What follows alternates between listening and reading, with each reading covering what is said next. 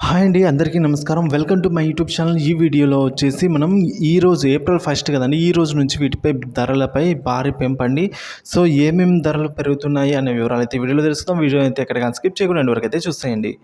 April 1 నుంచి పెరగనున్న ధరలండి. కస్టమర్ల జేబులకు అయితే ఇక చిల్లని అయితే అంటున్నారు అధికారులు. సో ప్రతి ఆర్థిక సంవత్సరంలోనూ ప్రారంభ దశలో కొన్ని మార్పులు అయితే కామన్గా వస్తూనే ఉంటాయి. ఇప్పుడు కూడా కొత్తగా ఆర్థిక సంవత్సరంలో 2 రోజుల్లో స్టార్ట్ కాబోద్ది అనగా ఇప్పుడు స్టార్ట్ అయింది కాబట్టి ఈ ఏప్రిల్ 1 నుంచి మాత్రం మామూలుగా అయితే ఉండేలా కనిపించట్లేదు. గతంతో పోలిస్తే రకరకాలుగా ధరలు పెరిగే అవకాశాలు కనిపిస్తున్నాయి. ఎందుకంటే ఈసారి ఆర్బీఐ రూల్స్ని మరి కాస్త సరళతరం చేస్తుంది. దీనివల్ల అన్ని బ్యాంకులకు ఆర్థిక పనుల విధానంలో అయితే విచ్చలవిడితనం పెరిగిపోయింది. సో కాబట్టి కొత్త ఆర్థిక సంవత్సరంలో అనేక మార్పులు వచ్చే అవకాశాలు అయితే ఎక్కువగా ఉన్నాయండి. ముందుగా పిఎఫ్ఆర్డిఏ అలాగే ఎన్పిఎస్ ఖాతాలలో లాగిన్ అయ్యే విధానాన్ని అయితే మార్చింది. అంటే 2 ఫ్యాక్టర్ అథెంటికేషన్ తీసుకొని రావడం అయితే ఒక మార్పు. సో కొత్త ఆర్థిక ఏడాది అంటే ఈ సంవత్సరం నుంచి ఎన్పిఎస్ ఖాతాలో లాగిన్ అవ్వడానికి యూజర్ ఐడి పాస్వర్డ్తో పాటు ఆధార్తో లింక్ అయి ఉన్న మొబైల్ నెంబర్కు ఓటీపీ అయితే వస్తుంది. అది కూడా అవసరం. దాన్ని ఎంటర్ చేసిన తర్వాత మాత్రమే మీరు లాగిన్ అయితే అవుతారు.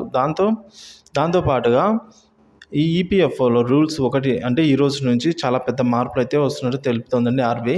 కొత్త సంవత్సరం కావున 2024-25 ఆర్థిక సంవత్సరం నుంచి ఒక వ్యక్తి ఉద్యోగం మారితే అతని ఈపీఎఫ్ ఖాతా ఆటోమేటిక్గా కొత్త కంపెనీకి అయితే బదిలీ అవుతుంది. ఎక్కువ కష్టం అయితే పడాల్సిన అవసరం లేదు. కానీ ఇంతకుముందు అభ్యర్థి కోరితే మాత్రమే బదిలీ చేసేవారు. ఇక ఈ కొత్త ఏడాదిలో డిఫాల్ట్గా అయితే అతను ఎక్కడ జాయిన్ అయితే అక్కడికి ఆటోమేటిక్గా ట్రాన్స్ఫర్ అయితే అయిపోతుంది. ఈ కొత్త విధానంలో ఏదో ఒకటి ఎంచుకోవాలి. లేదంటే మీరు మాత్రము ఐటీఆర్ కొత్త పన్ను విధానంలో ఫైల్ అయితే అవుతుంది. మీరు కావాలంటే ఓపీఎస్సీ ఎంచుకోవచ్చు, లేదంటే డిఫాల్ట్గా కొత్త పన్ను విధానంలోకి అయితే వెళ్ళిపోతుంది.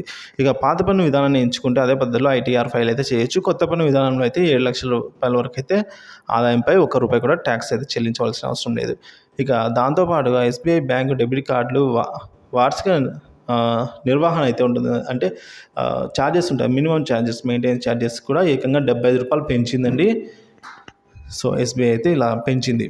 ఇక క్రెడిట్ కార్డు విషయానికి వచ్చినట్లయితే క్రెడిట్ కార్డు వినియోగదారులకు ఇచ్చిందండి ఎస్బీఐ క్రెడిట్ కార్డుతో అద్దె చెల్లిస్తే వారికి రివార్డు పాయింట్లు ఏప్రిల్ అంటే ఈ రోజు నుంచి నిలిచిపోయాయండి.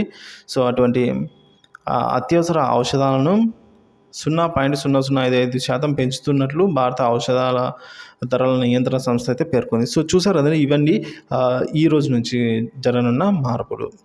ఇన్ఫర్మేషన్ నచ్చిన వీడియోని లైక్ చేయండి, షేర్ చేయండి. ఇన్ఫర్మేటివ్ వీడియోస్ కోసం మన ఛానల్ సబ్స్క్రైబ్ చేసుకోండి. Thank you for watching this video.